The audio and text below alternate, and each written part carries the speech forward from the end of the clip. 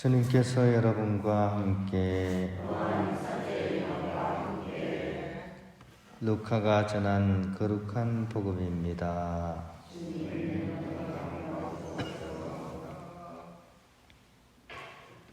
예수님께서 어떤 곳에서 기도하고 계셨다.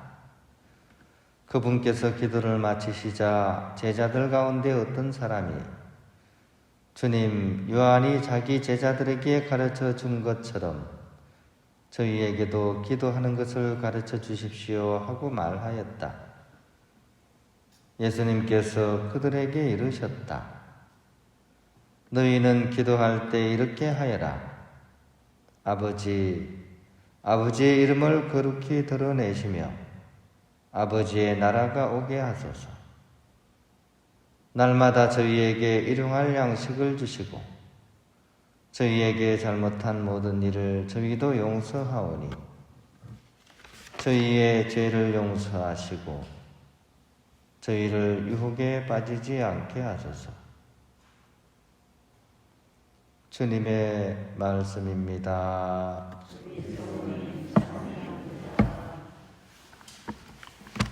평안을 빕니다.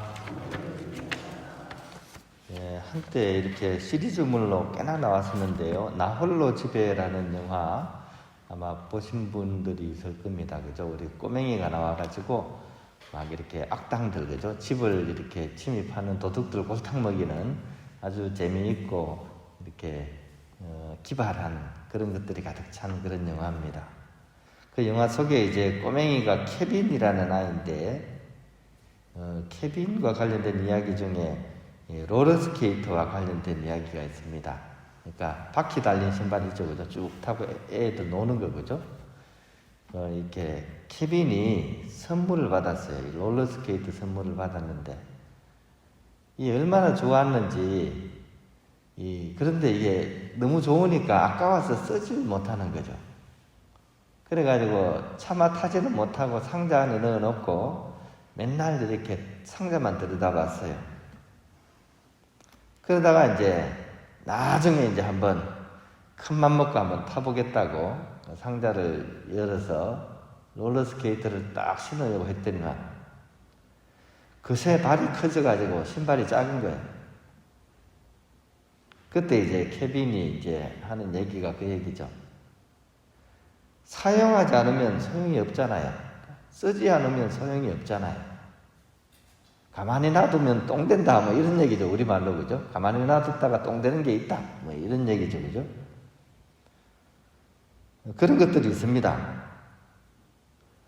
때를 놓쳐버린 마음들, 그죠?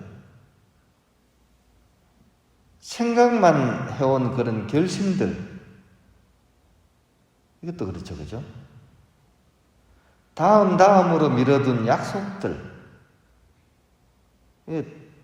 지나고 나면 또 하지 않으면 다 소용이 없는 겁니다. 오늘 복음에서 제시되는 주님의 기도도 저는 마찬가지라는 생각이 듭니다. 이것도 바로 그런 것에 해당되는 거죠. 제자들이 주님께 정말 부탁을 해가지고 겨우겨우 얻어낸 정말 좋은 기도가 주님의 기도입니다. 여러분들은 이 주님의 기도를 어떻게 바치고 있습니까? 그리고 하루에 몇 번 정도 이 주님의 기도를 바칩니까? 기도문은 다 외우셨죠, 그죠? 세례받을 때는 다 외워야 됩니다. 다 외운 건데 여러분은 그걸 지금 어떻게 쓰고 있습니까? 주님의 기도 사용 설명서, 그거를 좀 우리가 오늘 숙지를 했으면 좋겠습니다. 하루에 몇 번 바치냐, 이것도 중요하지만 그보다 더 중요한 것은 아마도 그 기도의 내용에 합당한 삶을 내가 함께 연결을 해서 살고 있냐, 이게 더 중요한 거겠죠. 기도 내용은 우리가 다 외워서 알고 있습니다. 하지만 그걸 여러분들이 적절하게 적재적소에 활용을 하면서 살고 계십니까? 하는 게 제가 드리고 싶은 질문입니다. 물론 그 기도의 질문 안에 저도 포함이 되어 있죠. 아버지의 뜻이 이루어지소서라고 기도하는데 여러분들은 아버지의 뜻이 이루어지기를 원하십니까? 반대죠. 내 뜻이 이루어지기를 원하죠. 또 일용할 양식을 주셔서 감사드립니다 라고 얘기하죠. 근데 사실은 어떻습니까? 온갖 세상 걱정 다 하고 있죠. 그죠? 일용할 양식에 불만이 가득합니다. 그죠? 또 우리에게 잘못한 일을 우리가 용서하고 있습니까? 미워하고 있죠. 그죠? 솔직하게, 그죠? 미워하고 있습니다. 그죠? 우리 용서하고 있지 않습니다. 또 유혹에 빠지지 말게 하소서라고 기도드립니다. 우리가 어떻게 할 수 없는 것들이 유혹이죠. 그죠? 이거는 우리 힘으로 되는 게 아닙니다. 우리 힘으로 이걸 극복하고 뛰어넘을 수 있는 게 아니죠. 그것에 대해서 나는 지금 어떻게 대하고 있나, 정말 기도를 드리면서 이것을 내가 이겨낼 수 있도록 또 비켜갈 수 있도록 지혜를 달라고 기도를 하냐, 그 얘기입니다.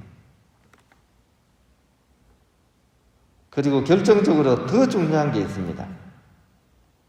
기도를 드리면서 하나님 아버지와 함께 하려는 마음, 이게 제일 중요한 요소인 것 같습니다. 가장 중요한 것은 바로 이것이죠. 왜냐하면 하나님께서는 우리가 시간을 내어서 당신과 함께 하려는 그것 자체를 가장 기뻐하시기 때문입니다. 다른 어떤 것보다도 하나님께서는 우리가 당신과 함께 하기를 원하십니다. 근데 우리는 따로 놀지 않습니까? 그죠?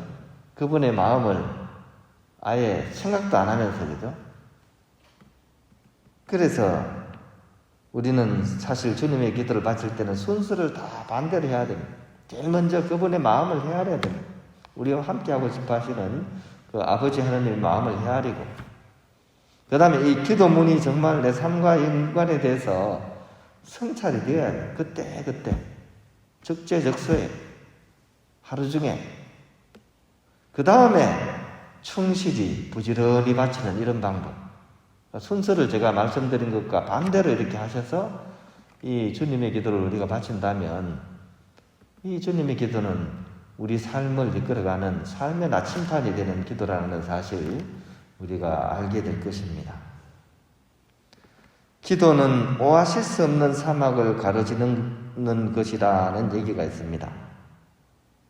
많은 사람들이 기도를 하면서 기도를 통해서 지금 당장 내가 느끼는 그 갈증을 해소하기를 간절히 원하지만 사실 진정한 기도는 사막을 가로지르는 그 메마름을 느끼면서도 하느님과 함께하는 시간을 이어나가는 그런 기도, 이것이 우리에게 있어서 더욱 값진 것이라는 것 우리가 기억하고 바로 주님과 함께 살아가는 이 하루가 되었으면 좋겠습니다. 그런 의미로서 주님의 기도를 바치면서 오늘 하루에 우리의 사막 여행, 인생이 촉촉하지가 않죠, 그죠? 늘 삭막하고 메마릅니다. 이 사막의 여행을 주님과 함께 잘 해나갈 수 있도록 함께 마음을 모아서 기도드려야겠습니다.